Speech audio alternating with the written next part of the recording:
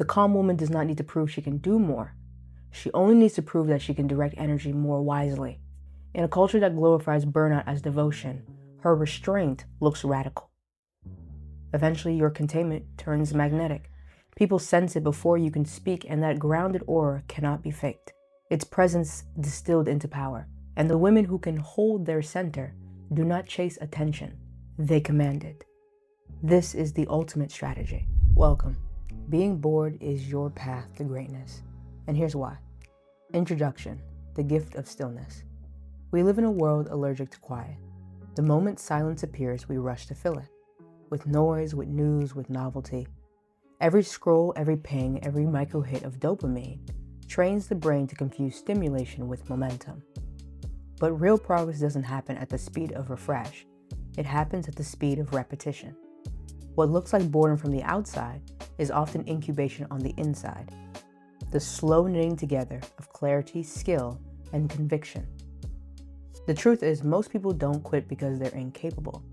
They quit because they cannot tolerate the stillness that mastery requires. Greatness feels dull before it feels profound. That is a paradox that no one tells you. Before excellence becomes expression, it has to first become endurance. Stillness is the hardest discipline because it demands faith in unseen progress. It's what separates those who need feedback from those who can generate it internally. For women building careers, bodies, or empires, boredom is not your signal to pivot. It is proof that you're finally past the surface layer of distraction. Boredom is not the absence of meaning. It is the environment where meaning matures. It is the invisible apprenticeship of every great thinker, artist, athlete, and leader. Calm is not what comes after achievement. Being calm is what creates it. Point number 1, stimulation fatigue, the cost of constant motion. The modern world does not run on energy anymore. It runs on adrenaline disguised as purpose. We chase the next notification the way a gambler would chase a slot machine, not because the prize matters, but because the spin keeps us awake. Every new email project or dopamine-heavy headline tells the brain something is happening, even when nothing meaningful is moving. But the nervous system is not built for permanent acceleration. Each micro-reward floods you with cortisol and leaves less room for focus. Over time, the baseline of your satisfaction collapses, and you start mistaking the tension of urgency for the feeling of progress. What once felt exciting becomes an invisible drain.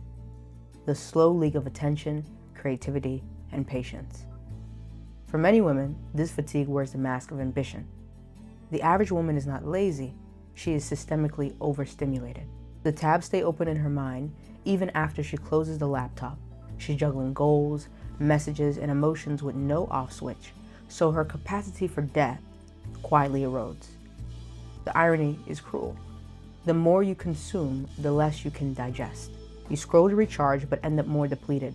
It's like trying to paint a mural while someone flashes a strobe light in your eyes. Vision without clarity. Depth does not demand more drive, it demands deliberate deceleration. Greatness grows in the gaps between inputs, in the moments where nothing new arrives and the nervous system can finally exhale. Point 2, attention as currency, protecting your most valuable asset. Attention is the most expensive currency you'll ever trade, yet most people spend it like loose change. The economy of distraction thrives on tiny withdrawals. 5 seconds here, 3 scrolls there, until you have waken up bankrupt of your presence. Where your attention goes, your life quietly follows, and most of us have outsourced it to algorithms without ever signing the contract. You can rebuild money after a setback. You cannot easily rebuild identity after years of fractured focus. When your mind is split across 10 different directions, your sense of self dissolves into static. You stop knowing what you actually want because your wants have been programmed by what you've consumed. That is the hidden cost of a distracted era. Not lost time, but lost authorship. Women in particular are conditioned to multitask as proof of value, to be reachable, responsive, and reliable to everyone but themselves. That's not productivity, that is performative depletion. Every yes that isn't anchored in purpose becomes an unpaid invoice against your clarity. Every ping, every meeting, and favor is a micro tax on your visions. The shift begins when you stop glorifying busyness and start protecting focus like equity. Great women do not chase more opportunities, they compound fewer. They learn that saying no is a form of asset management. The calm woman is not unambitious, she is strategic. She stopped letting every impulse access her bandwidth, because attention, once protected, becomes alchemical. I'll say it again. Because attention, once protected, becomes alchemical. Boredom stops feeling empty and it starts accruing interest. Silence becomes the account where intuition deposits insight.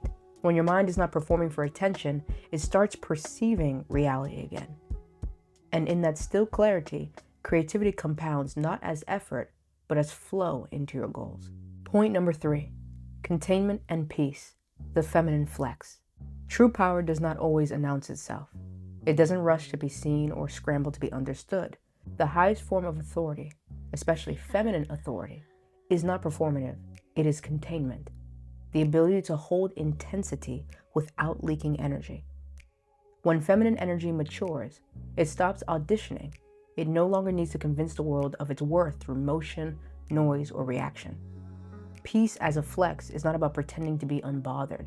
It's about building a nervous system so regulated that chaos no longer dictates your tempo. That kind of calm is not soft, it's weaponized competence. Containment begins with emotion. The first victory is not over others, but over your reactivity. A woman who can feel deeply without being flooded becomes impossible to manipulate. Presence becomes her new posture. She listens longer, speaks less, and when she does speak, every word lands with weight. The second victory is over pace. She learns that speed is not proof of significance. By slowing down, she stops outsourcing her rhythm to other people's urgency. Her boundaries become invisible armor, quiet, graceful, and absolute. This is not repression, it is refinement. Stillness becomes her superpower because it allows precision. The calm woman does not need to prove she can do more. She only needs to prove that she can direct energy more wisely. In a culture that glorifies burnout as devotion, her restraint looks radical. Eventually, your containment turns magnetic. People sense it before you can speak, and that grounded aura cannot be faked. Its presence distilled into power. And the women who can hold their center do not chase attention, they command it. This is the ultimate strategy. So, in conclusion, calm as a new ambition. Boredom was never emptiness, it was incubation. Every quiet hour you spend with your thoughts is a vote for long-term power over short-term thrill.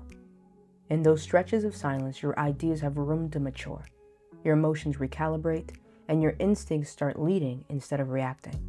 What looks like doing nothing is often the deepest form of rebuilding. I'm learning this the slow way.